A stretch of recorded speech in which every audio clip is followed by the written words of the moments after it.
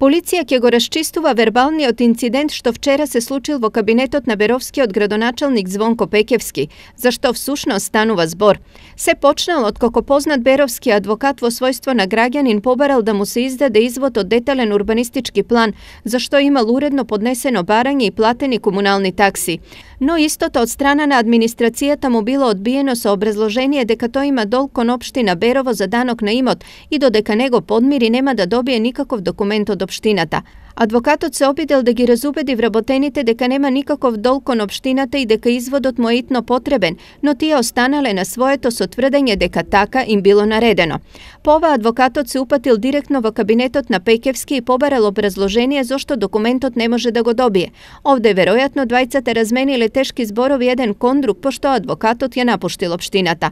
За инцидентот тој на својот Facebook профил напиша: Звонко Пекевски денеска сакаше да ми повика полиција за да ми исфрли од градоначалничката канцеларија, зошто не знае да одговори на прашање зошто за поднесено барање од граѓаните за извод од детален урбанистички план или заверка на пресуда и договор.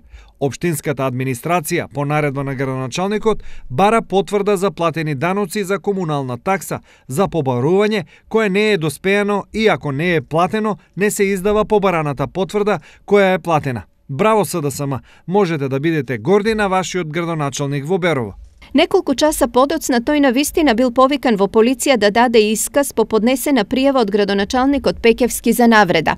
Случајот го потврдуваат од штипската полиција, од каде не известија дека е поднесена е пријава од страна на ЗП градоначалник на општина Берово против лицето ДК, кој околу 11 часот и 15 минути влегол во кабинетот и на висок тон му се обратил на градоначалникот и му упатил навреди. Стои во полициското известување. Адвокатот за ова веројатно ќе се соочи и со прекршочна пријава.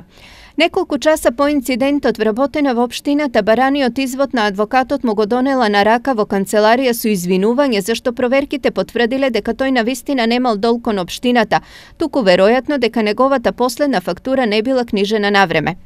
Инцидентот за телевизија Стар го потврдуваат и адвокатот и градоначалникот, но двајцата имаат различно видување околу истиот. Првиот е на став дека таму дошол само за да постави прашање, но не му било дозволено зашто градоначалникот почнал да го брка од кабинетот и да се заканува со полиција. Според вториот, адвокатот бил тој кој што почнал да вика и да навредува пошто следувала и пријавата. Инаку само еден ден пред инцидентот во општината адвокатот повторно на својот Facebook профил напишал статус во кој изразува незадоволство од работата на Пекевски. Не е убаво кога мора да признаеш оти си погрешил, ама на 15.10.2017 сгрешив. Јас сам сум виновен. Знаев оти нема материјал и не вреди и пак решив да гласам, ветувам, тоа ќе е последното гласање. Предходниот барем пешки во нормално време одеше на работа, не се криеше и разговараше гласно и на улица и во општината. Сегашниот не може да се сретне никаде на улица, наводно прима граѓани во канцеларија, ама кога не е на пат, а секој ден е на пат. Напишал адвокатот. Инаку станува збор за лице кое своевремено било вработено во општина Берово и на кого предходниот градоначалник Наџински му врачил отказ по препорака на дисциплинска комисија на која председател бил сегашниот градоначалник Звонко Пекевски.